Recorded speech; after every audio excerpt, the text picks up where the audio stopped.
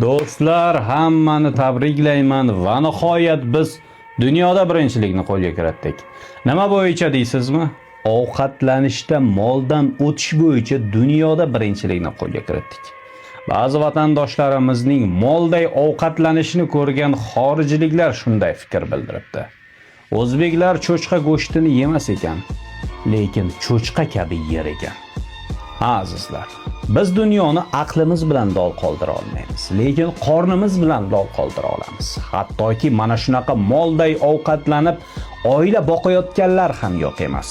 Afsuski, boshqa davlatlar butun dunyoga aqliy salohiyatini eksport qilayotgan bir paytda biznikilar karnay-surnay qilib mardikorlarni eksport qilyapti. Shu o'rinda bir iqtibos. Kimning dardi qorniga kiradigan narsada bo'lsa, uning qadri ham qornidan chiqadigan narsaga tengdir.